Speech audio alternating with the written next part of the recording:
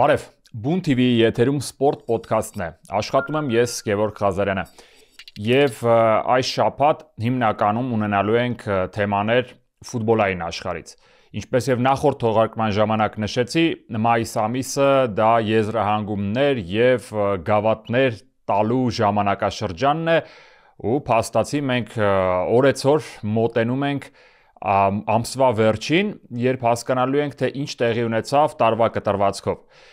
Տարվա կտրվածքով ամփոփումը վերաբերում է ոչ միայն եվրոպական թոփ առաջնություններին և թոփ մրցաշարերին, այլ նաև հայկական ֆուտբոլին, այնպես որ այս շաբաթ մենք սկսելու ենք հայկական ֆուտբոլից, քանի որ մինչ այդ էլ արդեն հայտնի էր դարձել, թե ով է հաղթել Fastex Premier League-ան, իսկ անցած շաբաթ արդեն հայտնի դարձավ, թե ով նվաճեց Հայաստանի գավաթը։ Իր հերթին, եթե հարցեր կան ինչու եմ այս շապիկը հագել, ես այդ հարցին կպատասխանեմ այս թողարկման վերջում, այնպես որ մնացեք մեզ հետ։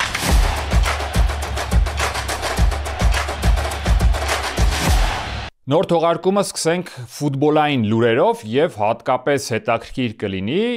բոլորիդ համար, կարծում եմ, եթե մենք սկսենք ֆուտբոլը հայկականից։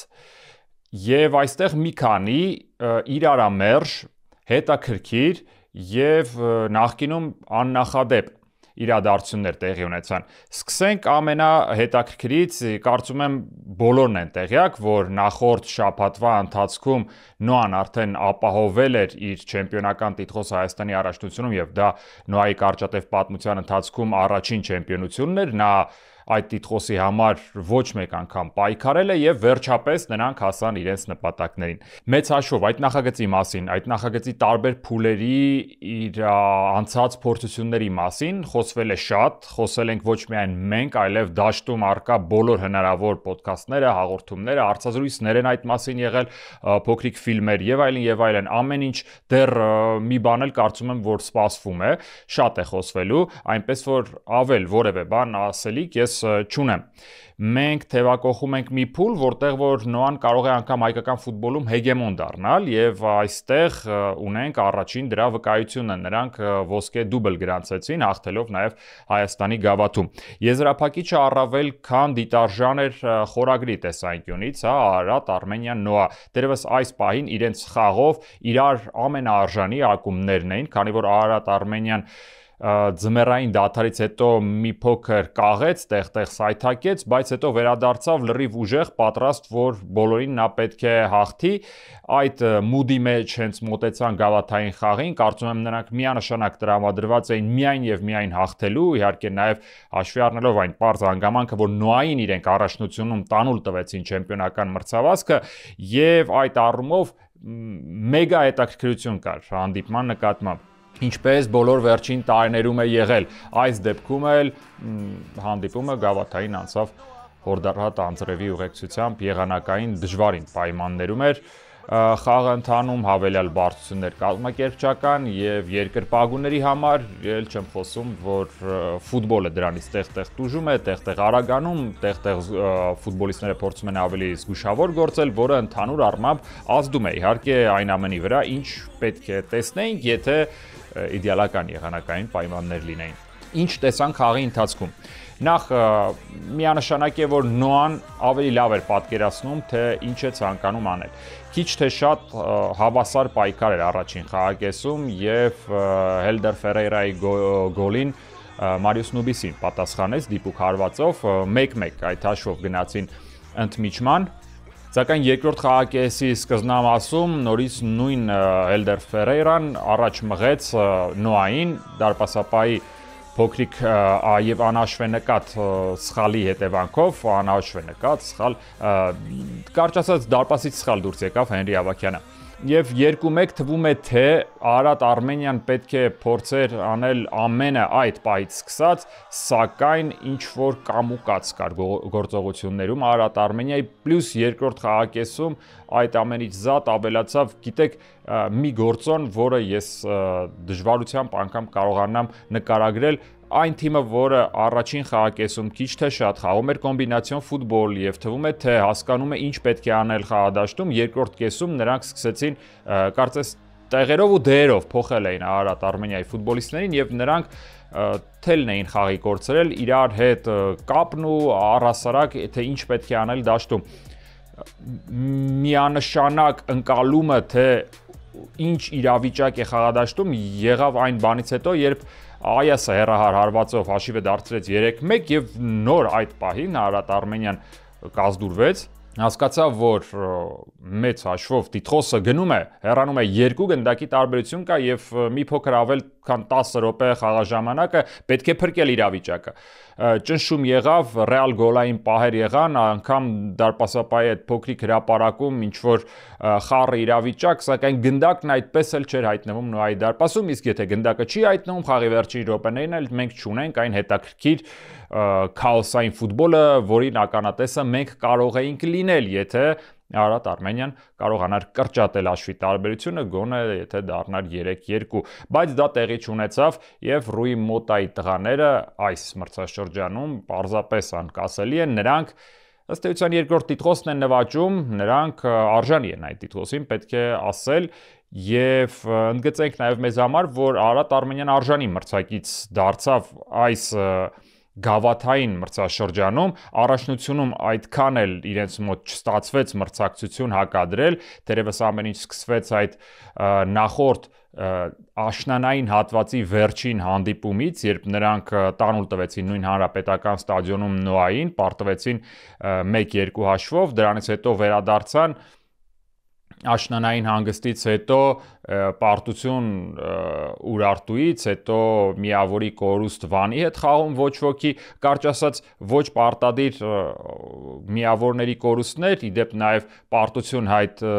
իրար դեմ մրցավեճում, այնպես որ Արարատ Արմենիան որքան էլ հետագայում կարողացավ վերադառնալ, որքան էլ խաղային առումով բավական հետաքրքիր եւ արդեն ամբողջական ու կայացած թիմի տեսք ուներ, այդուհանդերձ Վարդան Մինասյանի սաներին չհաջողվեց որևէ բան անել, դե շատ բան էլ նաև կախված էր այն հանգամանքից, որ իր հերթին Նոան պարզապես հաղթական շարք տվեց լավագույններից մեկը Հայաստանի առաջնությունում եւ միայն Վանը իր ոչ ոքիով կարողացավ այդ ամենին վերջ դնել, այնպես որ մրցակիցն էլ իր հերթին իդեալական ֆուտբոլ էր խաղում, ոչ միտեղ չէր սայթակում, ոչ պարտադիր միավորների կորուստներ չունեցավ եւ ըստ էության սահուն անցավ մինչեւ վերջ։ Ստացվում է այնպես, որ եթե Հայաստանի առաջնությունը հանրագումարում սենց ամբողջացնենք, չնայած դեռևս ամեն ինչ չէ, որ ավարտվել է, ակումբներից օրինակ նույն Շիրակն է, որ իր ելույթները այսքանով ավարտել է եւ որևէ հանդիպում այլևս չունի հորիզոնում, մեծ հաշվով Նոան ձմեռային դադարին ընթառաջ արդեն կարողացավ այդ սահուն փուլ գնալ, մտնել ու անցնել մինչև վերջ։ Արարատ Արմենիայի մասին խոսեցինք, Փյունիկը ըստ էության մրցաշրջանի ընթացքում պարզապես սկսեց այստեղ, իջավ շատ ներքև, անգամ մի պահ վտանգ կար, որ նրանք ըստ էության կարող են անգամ 4-րդ հորիզոնականից զրկվել, Ուրարտուն ճիշտն ասած ինձ բավականին դրական երանգներով, դրական առումով զարմացրեց, քանի որ միշտ նրանց խաղում, մանավանդ եթե Եվրագավաթային մրցաշրջան է իր հերթին այստեղ լինում Ուրարտուն ինչ որ նրանց խաղը կաղում է, նրանց նպատակները միշտ ամենաբարձրն են, սակայն կատարողականն ու որակը խաղային որոշակիորեն կաղում է մրցաշրջանի ընթացքում, նրանք շատ լավ հանդիպումներ ունենում են, ինչպես օրինակ այս վերջին տուրի գերհետաքրքիր ոչ ոքին նույն Նոայի հետ 3-3 հաշվով շատ հետաքրքիր ու հաճելի էր նայվում այդ հանդիպումը, սակայն կրկնում եմ, որքան էլ այդ հեղեղուկ մրցաշրջանի մեջ դիտարկում ես Ուրարտուին եւ չես հասկանում նրա ուժեղ եւ թույլ կողմերը ինչու են դրսևորում, ինչ պայմաններից ելնելով են դրանք դրսևորվում, այդուհանդերձ պետք է փաստենք մրցաշրջանի ամբողջ այդ ընթացքի կտրվածքով, որ նրանք փաստացի հիմա առաջնությունում երրորդն են եւ ըստ էության երրորդ հորիզոնականում էլ կավարտեն,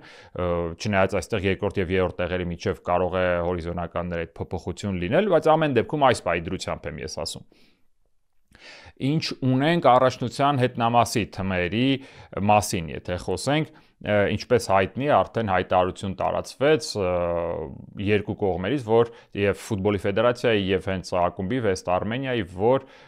նրանք այլևս չեն շարունակում պայքարը Fastex Premier Լիգայում։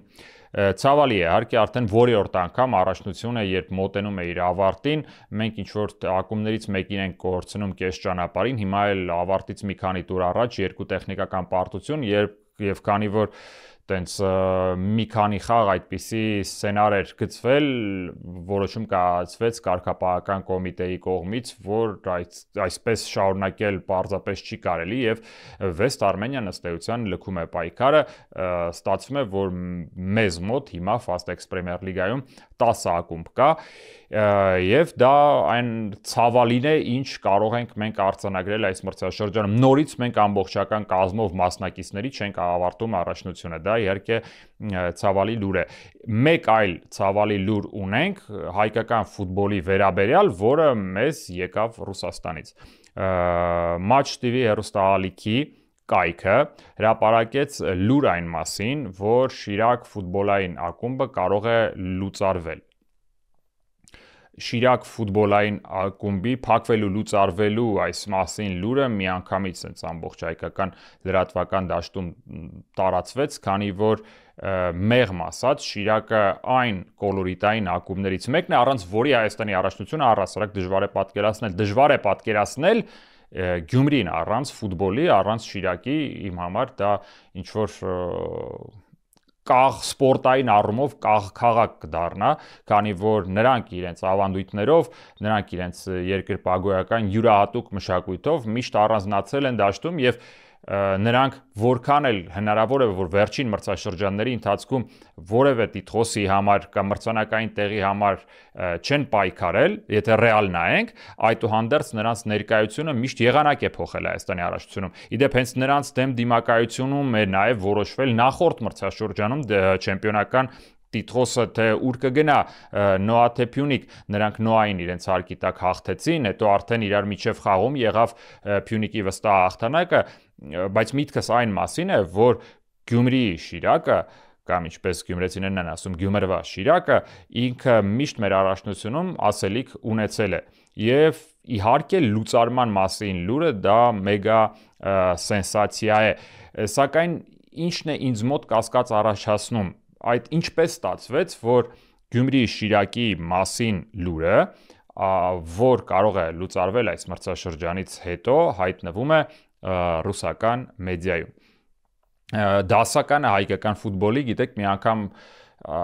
նմանատիպ, բայց բևեռային հակառակ կողմից թեմայի շուրջ մի մեջբերում է արել, որը միշտ ուզում ես կրկնել, որ ակումբը դա դուր չի, որ բացես։ Այսինքն դա ինչ-որ սովորական բան չի, կան լուրջ պահանջներ, ստանդարտներ, որոնց պետք է համապատասխանել եւ նոր միայն այդ ակումբը պետք է բացվի։ Հիմա ես sense կասեմ, Գյումրին էլ իր շատ լուրջ ակումբի եւ ֆուտբոլային կուլտուրայի հետ միասին, դա ինչ-որ դուր չի, որ պարզապես լուծարվի ու փակվի։ Հավատացնում եմ, որ գոնե իմ ընկալման մեջ մի հետաքրքիր հետին միտք կա, որ սա փորձ է համասփյուր հայությանը, ֆուտբոլասեր հայությանը ցույց տալու, որ Գյումրին այս փուլում ունի խնդիրներ եւ որպիսի ակումբը չփակվի, հա, հետաքրքրվողները կարող են օգնել Գյումրի Շիրակին եւ հասկանում եք այդ լուրը ռուսական ամենահեղինակավոր կայքերից մեկի մատուցմամբ մեծ ռեզոնանս կարող է առաջացնել առհասարակ հայկական համայնքում բոլոր այն տեղերում, որտեղ որ կան ֆուտբոլի սիրահարներ եւ իրենք ցանկություն ունեն աջակցելու դառնալու սեփականատեր եւ այլն, կարճ ասած սա հայտարարություն պաստառ եմ ես որպես ընկալում, որ Շիրակն ունի այս պահին այսպիսի կամ այնպիսի խնդիրներ եւ պետք է այնպես անել, որ ակումբը մնա հայկական ֆուտբոլի թաթերաբեմում։ Թե ինչ կլինի հետագայում, դա արդեն ապագայի խնդիր է, մենք հուսանք, որ առհասարակ ֆուտբոլը Գյումրիում կմնա, ճիշտն ասած ես մեր մեջ ասած այնպիսի պատկերացում ունեմ, որ Գյումրի քաղաքը առհասարակ պետք է ունենա երկու ֆուտբոլային ակումբ, որովհետեւ նա բավական մեծ է, բավական սպորտային է, իր հերթին հենց այդ ներքին մրցակցությունը նաև կարող է գործոն դառնալ օգնող հանգամանք, որը կստիպի երկու ակումբներին շարունակել այդ մրցակցության ֆոնին նաև դիմանալ, դա կլինի պայքար նաև քաղաքի համար, երկրպագուների համար ու առհասարակ այդպիսի տարիներ եղել են, այնպես չէ, որ ես ինչ-որ նոր բան եմ ասում, բայց արի ու տես, որ այս պահի դրությամբ մենք անգամ կարող ենք եղածը կորցնել։ Ցավով եմ իհարկե դա նշում, բայց ես իմ պատկերացումը նաև փորձեցի ձեզ հետ կիսել, ձեզ ներկայացնել, թե ինչ է իդեալական տարբերակը իմ ընկալմամբ, եթե մենք խոսում ենք Գյումրիի ֆուտբոլի մասին, եւ այն է, ինչ մենք ունենք ներկա դրությամբ։ Ըստ էության մեկը մյուսից բավականին հեռու ինչ-որ կոնցեպտներ են եւ եղածը պետք է մենք նախ առաջ պահենք, մնա Հայաստանի առաջնությունը կրկնում եմ դրանից շատ լուրջ կտուժի, իսկ հետո արդեն ապագայի հարցը թե ինչպես կարող ենք արհեստական բնական եղանակներով այնպես անել, որ նախ եւ առաջ այդ մարզում լինի նվազագույնը 2 ֆուտբոլային ակումբ, որը ներքին մրցակցությամբ եւ այլն կստիպի, որպեսզի ֆուտբոլի նկատմամբ հետաքրքրությունը միշտ մնա կենսունակ, եռա, ապրեն դրանով եւ արդեն այն հետագայում տարածվի ամբողջ հանրապետության տարածքով, ինչպես օրինակ նույն Կապանում, որտեղ որ կա Սյունիք ու Գանձասար, այս պահի դրությամբ միշտ այնտեղ անունների եւ սեփականատիրոջ փոփոխություններ են լինում, բայց դա մեկ այլ թեմա է, մեկ այլ պատմություն, այդուհանդերձ Կապանում ֆուտբոլի նկատմամբ սերը աճել է այդ մակարդակի, որ այնտեղ կա 2 ակումբ, նրանք ոչ վաղ անցյալում անգամ առաջին խմբում իրար դեմ էին խաղում եւ առաջին խմբի ներքին կապանյան դիմակայությունը բազմահազար երկրպագուների բանակ էր ստադիոնում հավաքում։ Դա այն է, ինչ հարկավոր է ռեգիոններում ֆուտբոլի նկատմամբ հետաքրքրությունը կենսունակ պահելու համար։ Ես հակված եմ այդպես մտածել։ Թերևս հայկական ֆուտբոլային թեմաների մասին այսքանը, կարծես թե ոչինչ բաց չեմ թողել, ինձ մոտ նշած բոլոր կետերով անցա, այնպես որ Հայաստանը թողնենք հանգիստ ու միանգամից չվենք դեպի Եվրոպա, այնտեղ ել ավելի հետաքրքիր իրադարձություններ կան։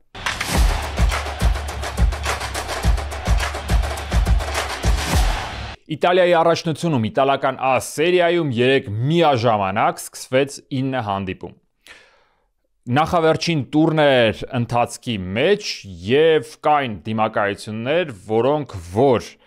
ոչ միայն հետաքրքիր են զուտ անունների տեսանկյունից, այդ ակումբները պարզապես իրար միջև դիմակայությունների շատ լուրջ պատմություն ունեն, այլ նաև մրցաշարային աղյուսակում դիրքերի հնարավոր փոփոխությունների տեսանկյունից։ Իդեպ Իտալիայի առաջնությունը թոփ առաջնություններից այն բացառիկն էր, որ իդեպ բացառիկ էլ շարունակում է մնալ, որի խնդիրները լուծված չեն մինչև նախավերջին տուրը եւ նախավերջին տուրի ամփոփումից հետո անգամ եւ ամեն ինչ մնալու է եւ հասնելու է մինչև վերջին տուր, հայտնի չէ թե ովքեր են մրցանակային տեղեր զբաղեցնողները, ով է հաղթողը, ովքեր են լքելու պայքարը առհասարակ սերիայում։ Այս իմաստով գերդրամատիկ առաջնություն է ստացվել մեզ մոտ։ Ինչ ունենք նախ եւ առաջ մրցաշարային աղյուսակի վերնամասի մասին։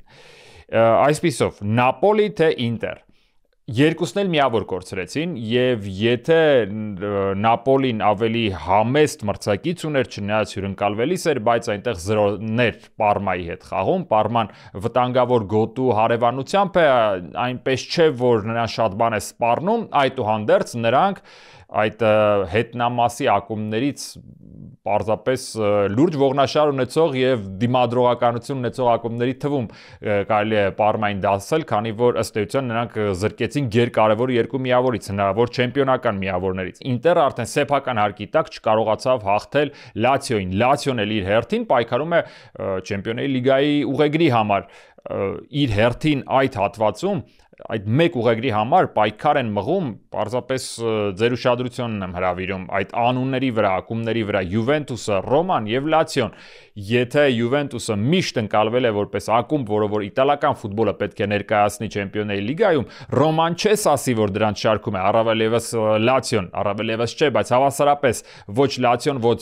Ռոման մշտապես չէ, որ եղել են այդ առաջին քառյակում, բայց այստեղ նաեւ մայրաքաղաքային այդ սուպեր դերբիի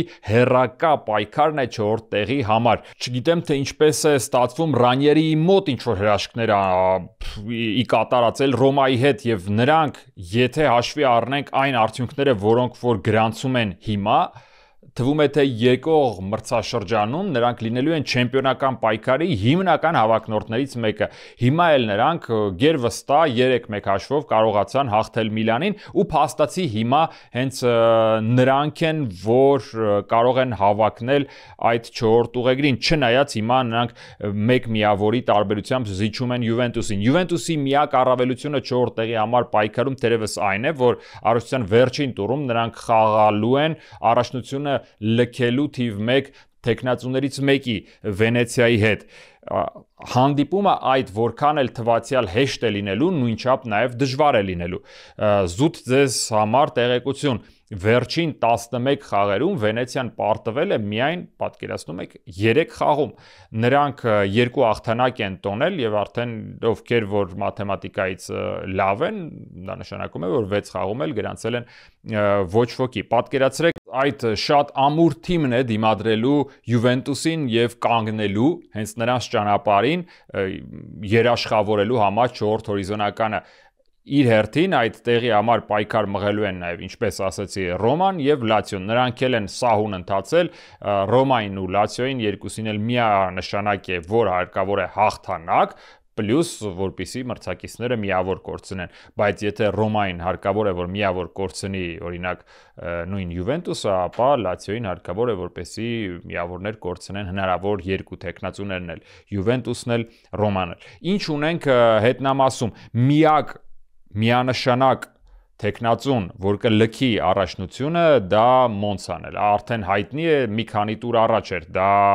բոլորին ակնհայտ։ Իսկ ահա Վենեցիան, ով նախորդ տուրում հաղթեց Ֆիորենտինային, պարզապես հիշեցման կարգով, հիմա արդեն նորից մյուս Լեչե եւ Էմպոլի հաղթանակներից հետո նրանք նահանջել են 19-րդ հորիզոնական, Պարման մեծ հաշվով այստեղ վտանգ չեմ կարծում, որ իր արժև ունի, նրանք 33 միավորով 16-րդ տեղում են, կարճ ասած փրկող 17-րդ տեղի համար Լեչե Էմպոլի Վենեցիա, նրանք իսկական մարտեր են մղելու տարբեր դաշտերում Իտալիայի առաջնության, այնպես որ ձեզ խորհուրդ եմ տալի իտալական սերիայի նկատմամբ լինել շատ ուշադիր, գրեթե մրցաշարային հաղորդակցում տեղ չկա, տեղ ու դադար չկա, թե ով ում հետ է մրցակցելու, որ տեղերի համար մի քանի ակումբներ կան, որոնք որ մեծ հաշվով ոչինչի չեն հավակնում եւ պարզապես հանգիստ կանցկացնեն իրենց փորձարարական ինչ որ չափով մրցաշրջանի ավարտը հիշեցնող իրենց վերջին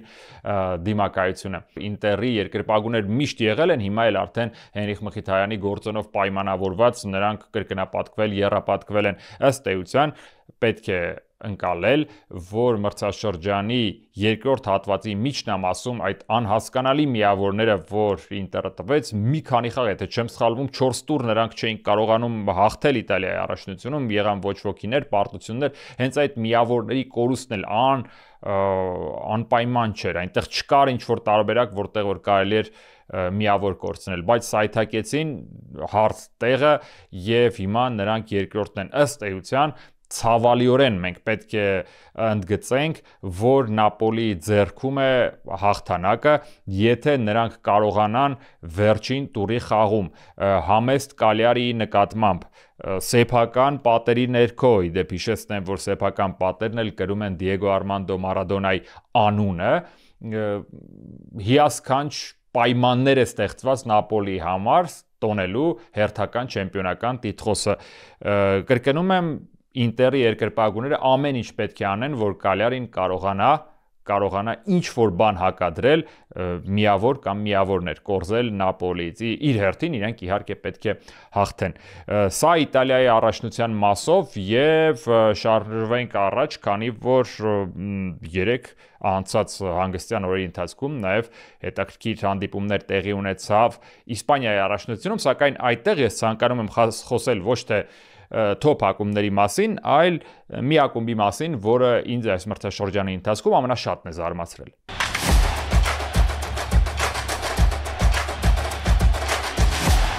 Իսպանիայի առաջնությունում ամեն ինչ արդեն հայտնի է։ Դա հայտնի էր ավելի վաղ, նրանք ստացան կատալոնական Բարսելոնայի ֆուտբոլիստների մասին է խոսքը մի պահ, եթե կան մարդիկ, ովքեր որ մոռացել են, նրանք ստացան Լա Լիգայի 28-րդ գավաթը, հերթական տիտղոսը, Իսպանիայի առաջնությունում չեմպիոնությունների քանակով մոտենում են Մադրիդի Ռեալին մեծ հաշվով, պատմականորեն եթե նայենք, այնտեղ 36, այստեղ 28, չնայած պետք է ընդգծել, որ դա բավականին մեծ տարբերություն է, այդուհանդերձ գոնե այդ մոտիկանալու process-ը կատալոնական երկրպագուների համար կարծես թե ակնառու է եւ պետք է ընդգծել, որ այս մրցաշրջանը ֆլիկի անվան է, նրանք իրենց առաջին մրցաշրջանի ընթացքում գերմանացի մասնագետի հետ միասին նվաճեցին գավաթը, Իսպանիայի առաջնությունը, նաև սուպեր գավաթը, գերֆանտաստիկ դիմակայություններ, այդ թվում եւ Մադրիդի Ռեալի հետ, բոլոր խաղերում նրանք փաստացի հաղթել են, դա պետք է ընդգծել, քանի որ դա էլ իր հերթին երևի թե կատալոնական ակումբի երկրպագուների համար մի առանձին տիտղոս է, միշտ հաղթել Ռեալին, ինչպես ասում են մրցաշրջանի կտրվածքով խնդիր կա ոչ թե լինել առաջին, այլ պարզապես լինել Մադրիդի Ռեալից կամ Մադրիդի Ռեալը արդեն Բարսելոնայից ավելի առաջ, էական չէ որյորդ տեղում։ Եվ հիմա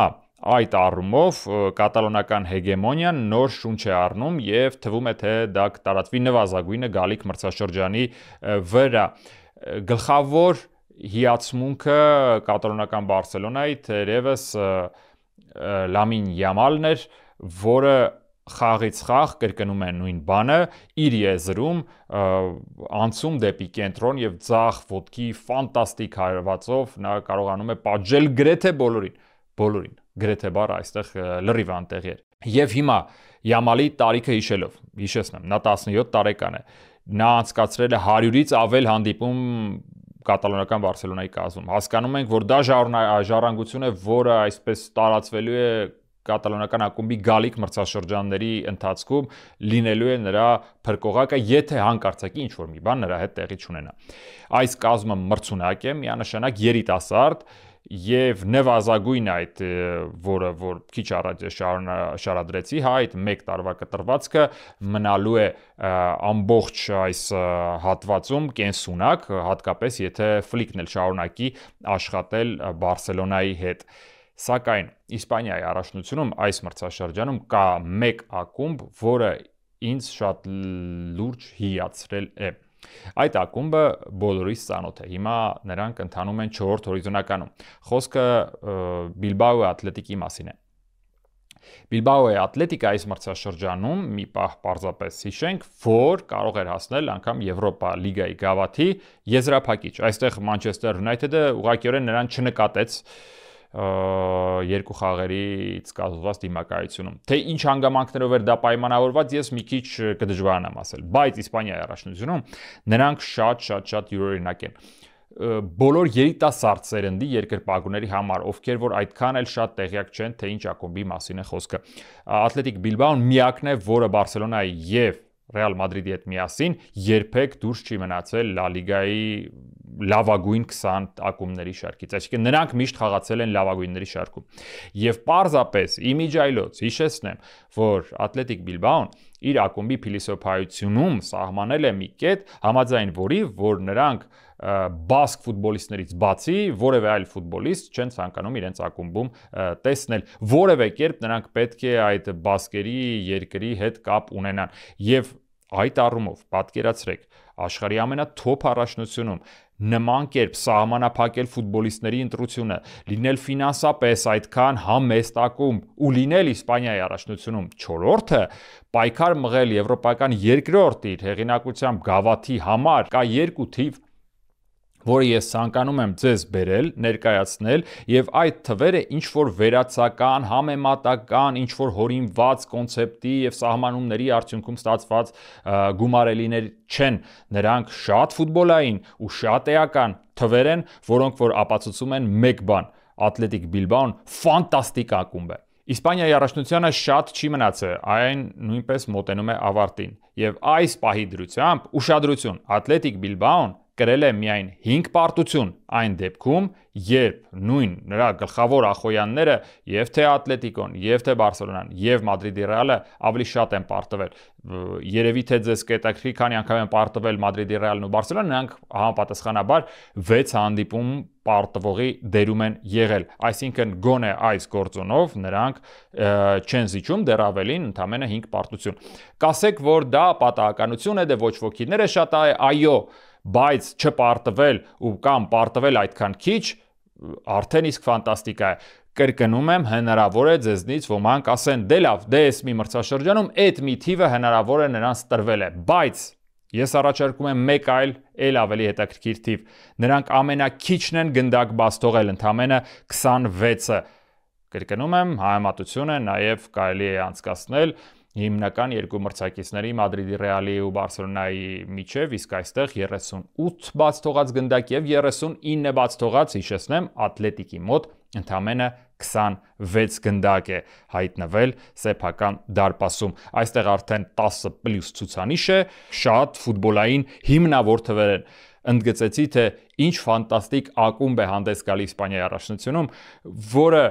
մշտապես ինչ որ սուպեր կլասիկոյական այդ պայքարի ստվերում է մնում եւ շատ քչերն է որ հիանում են այդ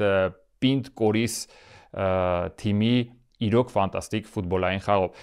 Նրանք ինձ զարմացրել են, նրանցով ես հիացել եմ այս մրցաշրջանի ընթացքում եւ հուսանք, որ եկող տարի նրանք կարողանան եւս մեկ քայլ առաջ կատարել գոնե Իսպանիայի առաջնությունում։ Իսկ հիմա ժամանակն է խոսալ Անգլիայի գավաթի FA Cup-ի մասին։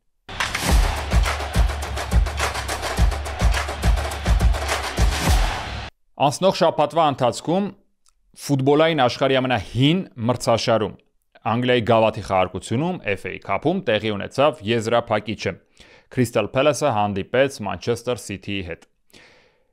Պարզապես մեկ թիվ եւ դուք կհասկանաք ինչ է տեղի ունեցել։ Պեպ Գվարդիոլայի գլխավորությամբ առաջին մրցաշրջանն է, որ Manchester City-ն ոչինչ չի նվաճում։ Crystal Palace-ը այստեղ կարողացավ նվազագույն հաշվով հաղթանակ տոնել։ Լոնդոնյան ակումբը իր պատմության մեջ իր առաջին տիտղոսը նվաճեց FA Cup-ում, նրանց երկրպագուներին կարելի էր հասկանալ։ Դա իսկական մեգա տոն էր։ Համացանցում կարող եք գտնել բազմաթիվ վիդեոներ, հատկապես ինձ տպավորեց մեկը, մի տարեց մարդ, ով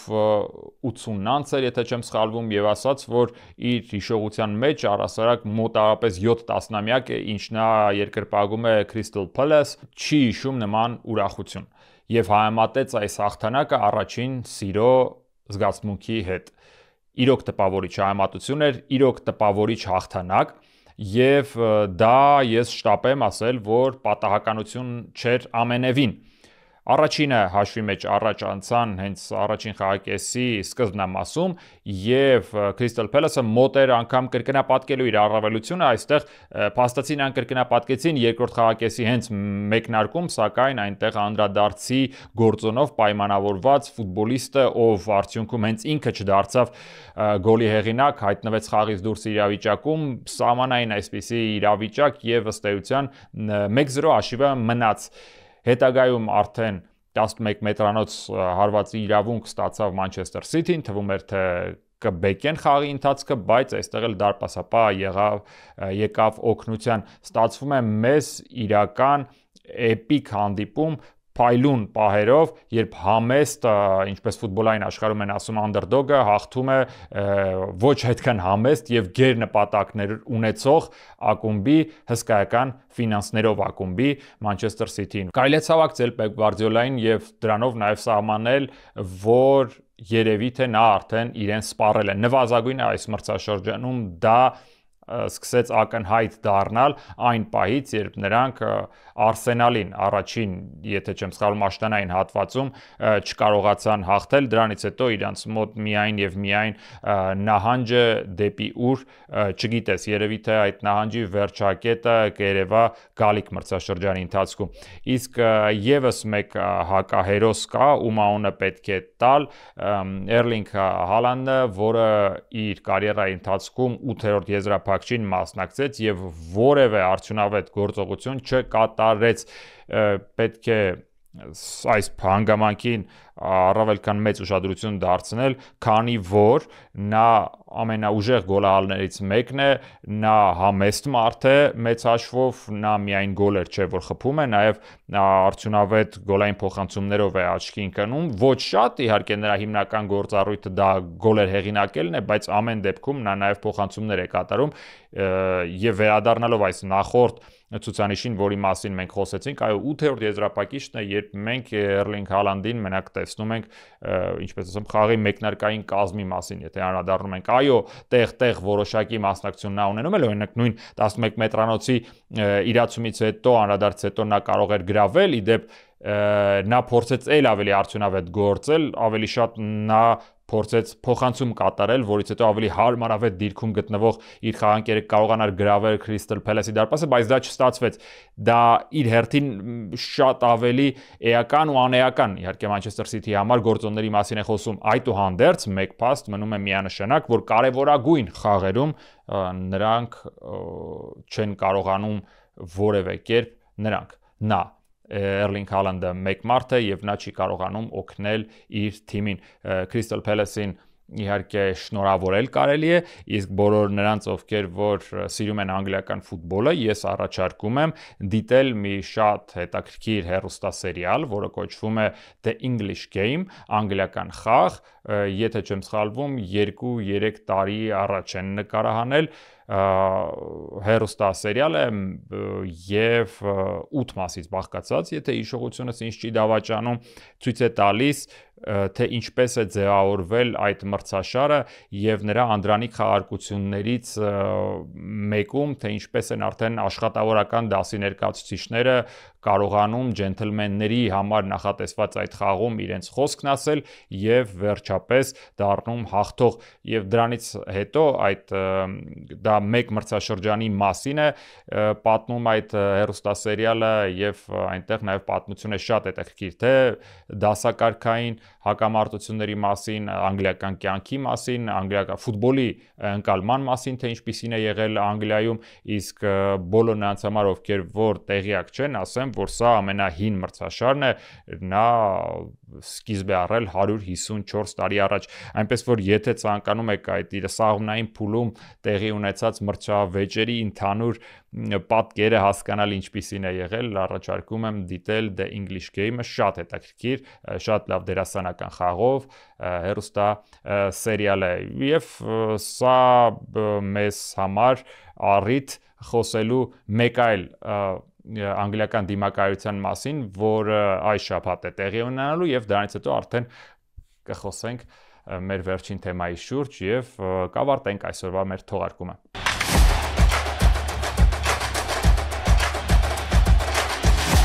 Մայիսի 21-ին տեղի կունենա եվրոպական երկրորդ ամենահեղինակավոր գավաթի Եվրոպա լիգայի եզրափակիչը խաղան միմյանց դեմ երկու անգլիական ակումբներ Տոտենհեմն ու Մանչեսթեր Յունայթեդը։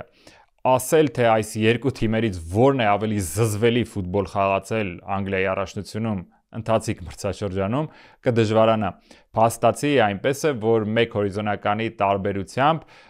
Մանչեսթերը ավելի լավ դիրքում է, բայց ամոթալի է ուղղակիորեն։ Պատկերացրեք 3 ակումբ լքում են Անգլիայի առաջնությունը եւ դրանցից ուղղակիորեն մեկ հարկ վերևում գտնվում են այնպիսի ֆուտբոլային անուններ, ինչպիսին է Տոտենհեմը, հետո արդեն Մանչեսթեր Յունայթեդը։ Նրանք այն աստիճան են վատ խաղի առումով սինխրոնացած, որ անգամ չգիտես դա ինչի է համեմատել, գիտեք։ Նրանք պարտվում են սեփական հարկի տակ նույն հաշվով, նույն տուրում, նրանք տևական ժամանակ է ինչ հաղթանակներ չունեն, միակը եղել է ինչ-որ ոչ ոքի 2-3 խաղ առաջ։ Այս առումով իդեալական ապիկար ակումբներ, որոնք որ դուրս են եկել Եվրոպա լիգայի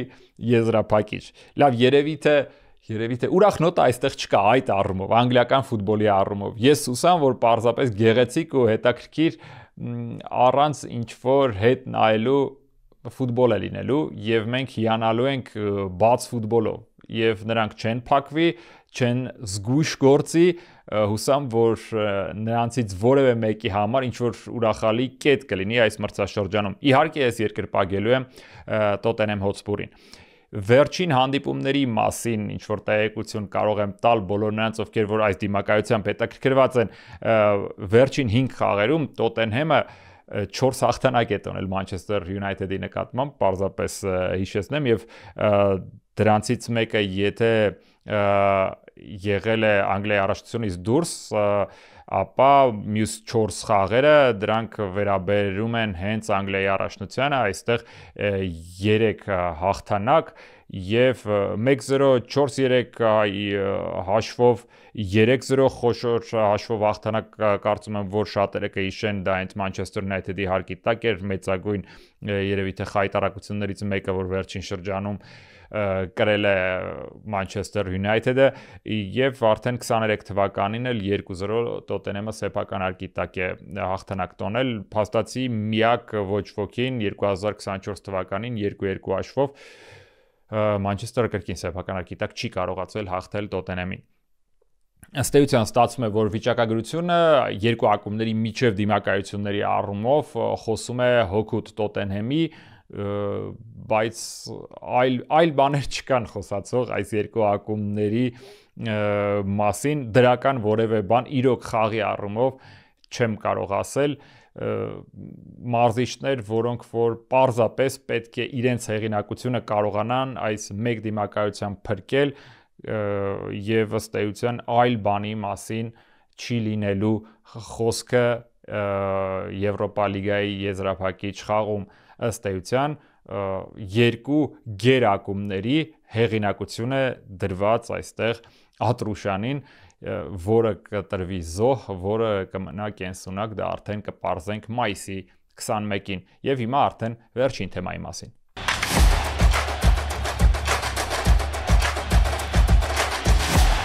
Այև այն թեմայի մասին որին անդրադարձային սկզբում, բայց ոչինչ չասացի շապիկս դա one run միջազգային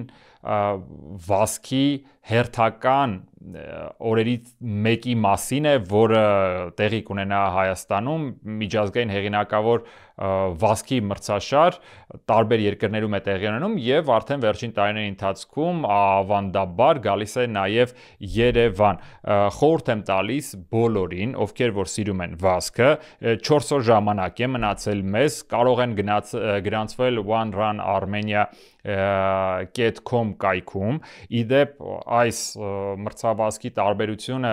մյուս մրցավազքի այն է որ այստեղ ամեն ինչ անվճար է գոնե այս պահի դրությամբ տարբեր երկրներում այն վճարովի է մեզ մոտ անվճար է այսինքն եթե մարդիկ կան ովքեր որ չեն հասկանում թե ինչու պետք է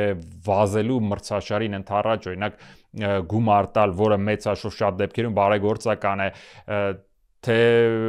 ինչ է դա իրենց տալիս, չնայած ես բազմիցս այս թեմայով խոսել եմ եւ ասել, թե որքան կազմակերպչական ծախսեր կան, ինչպեսի հետաքրքիր լրացուցիչ արտոնություններ ու հնարավորություններ է տալիս վճարովի վազքը, հա, նույն այս գեղեցիկ շապիկները, համարները, արձանագրումը, ճիշտ չափումը, միավորները, հա, դուք վերջում իմանում եք պաշտոնական արդյունք, պաշտոնական կայքում ձեր վազքը սպլիտների է բաժանվում, հա, կետեր, որոնք որ դուք հատում եք եւ իմանում ճիշտ ճշգրիտ ժամանակահատվածը այս կամ այն տարածությունը ինչպես է հատել եւ վերջի վերջո ճանապարհի բոլոր կարևոր կետերում կան բուժօգնության համար կետեր եւ այլն բազմաթիվ գործոններ կան ել չեմ ասում ջրի մասին եւ այլն այդ ամենը ապահովում է այդ ամենը ծախսեր են եւ գոնե եթե կրկնում եմ մարդիկ կան ում համար դա հավելյալ ֆինանսական բեռ է եւ չեն ցանկանում այդ գումարը տալ վազքի մրցումների մասնակցելու համար One Run-ը նրանց համար իդեալական այլընտրանքային տարբերակ է իդեպ այստեղ կա 21 կիլոմետր մրցատարածություն 10 5 եւ 1 կիլոմետր որ արդեն երեխաների համար է նախատեսված իմ երկու երեխաներն էլ վազելու են այնպես որ բոլորիդ հրավիրում եմ մայիսի 24-ին հրապարակից հանրապետության հրապարակի մասին է խոսում դեպի վերև, հա, Սախրևի հրապարակ չհասած մետրոյի այդ հատվածում, հենց ճանապարհի հատվածում դուք կտեսնեք մեծ արկա ֆինիշի եւ ստարտի համար նախատեսված, հենց այդ հատվածից էլ նախատեսվում է 1 կիլոմետրի մրցավազքը դեպի վեր եւ վար, ապա եւ ամբողջ քաղաքով երկու շրջան կանեն 10 կիլոմետրի մասնակիցները եւ 4-ը նրանք ովքեր ընկեր, որ վազելու են 21 կիլոմետր մրցատարածությունը։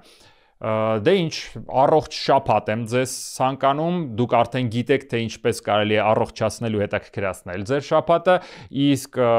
մեծ հաշվով ֆուտբոլային աշխարհի ամենահետաքրքիր իրադարձությունները, որոնք որ բաժին կհասնեն այս շաբաթին եւ գալիք շաբաթին, մենք կքննարկենք համապատասխանաբար գալիք երեքշաբթի օրերը Sport Podcast-ի շրջանակներում։ Շնորհակալություն, որ Boon TV-ի հետ եք, շնորհակալություն, որ նայում եք մեզ։ Կհանդիպենք գալիք շաբաթ։